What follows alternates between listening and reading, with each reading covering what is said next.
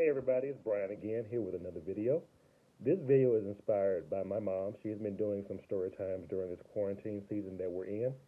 It is also inspired by James Earl Jones, who did a reading of The Raven back on the Simpsons' first Treehouse of Horror back in October 25th of 1990.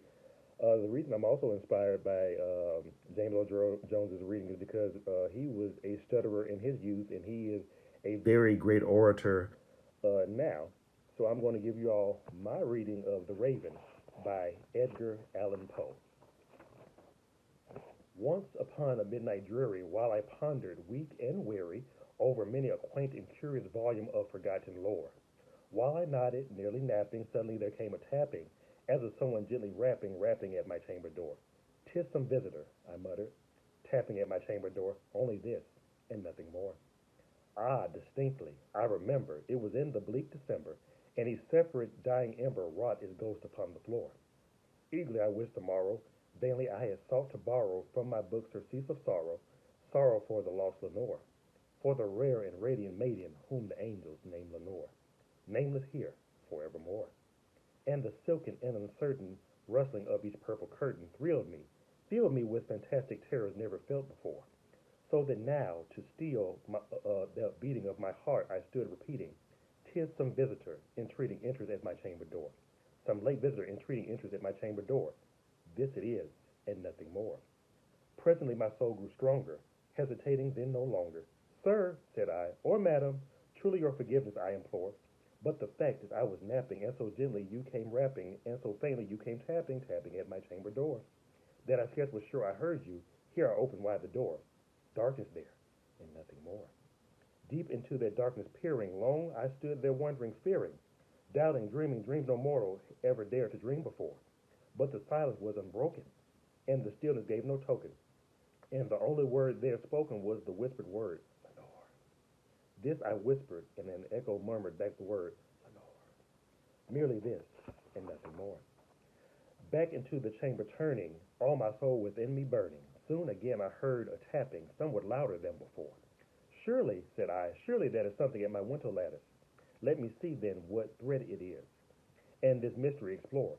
Let my heart be still a moment, and this mystery explore. 'Tis the wind, and nothing more." Open here I flung the shutter, when with many a flirt and flutter, in there stepped a stately raven of the saintly days of yore. Not the least obeisance made he, not a minute stopped or stayed he, but with mind of lord or lady, pursed above my chamber door, pursed upon a bust of Pallas just above my chamber door, pursed and sat, and nothing more.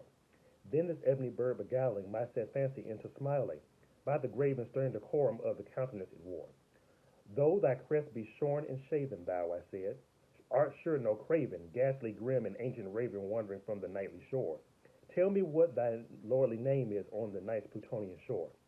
Quoth the raven, "Nevermore." Much I marveled this ungainly fowl to hear discourse so plainly, though its answer little meaning, little relevancy bore.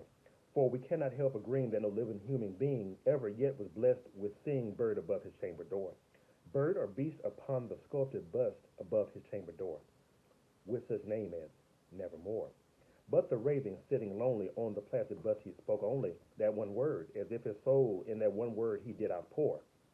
Nothing further than he uttered, not a feather than he fluttered, till I scarcely more than muttered, "Other friends have flown before.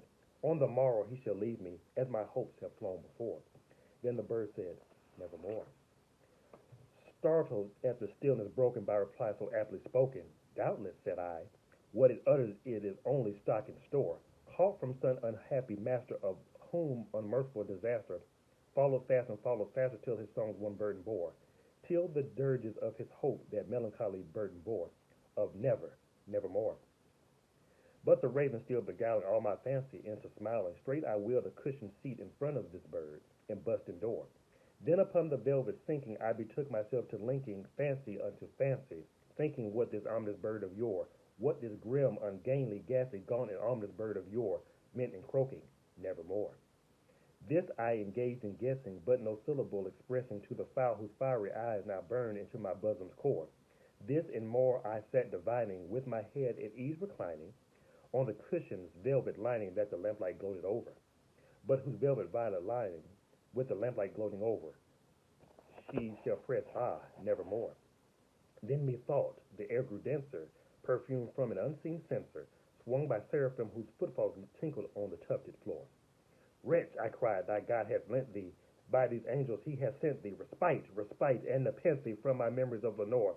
Quaff, oh quaff this kind nepenthe, and forget this lost Lenore. Quoth the raven, nevermore. Prophet, said I, think of evil, prophet still a bird or devil, whether tempter sent or whether tempest tossed thee here ashore. Desolate yet all undaunted, on this desert land enchanted, on this home by horror haunted. Tell me truly, I implore, is there a balm in Gilead? Tell me, I implore. Quoth the raven, nevermore. Prophet, said I, think of evil, prophet still a bird or devil, by thy heaven that bends above us, by that God we both adore.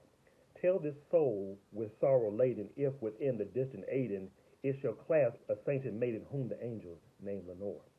Clasp a rare and radiant maiden whom the angels name Lenore. Quoth the raven, nevermore. Be that word our sign in parting, bird or fiend, I shrieked up starting. Get thee back into the tempest and the night's Plutonian shore. Leave no black plume as a token of that lie thy soul hath spoken.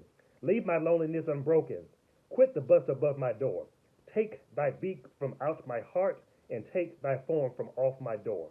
Quoth the raven, nevermore. And the raven, never flitting, still is sitting on the palace bust of palace, just above my chamber door. And his eyes have all the seeming of a demon that is dreaming, and the lamplight over him streaming throws his shadow on the floor.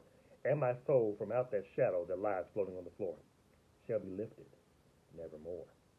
Thank you all for watching this video and my tribute to a poem, again, that I said that I was brought really near and dear to my heart by watching The Simpsons nearly 30 years ago in their initial running of their Treehouse of Horror series that they run every Halloween. And this is Brian signing out, checking again. Yeah.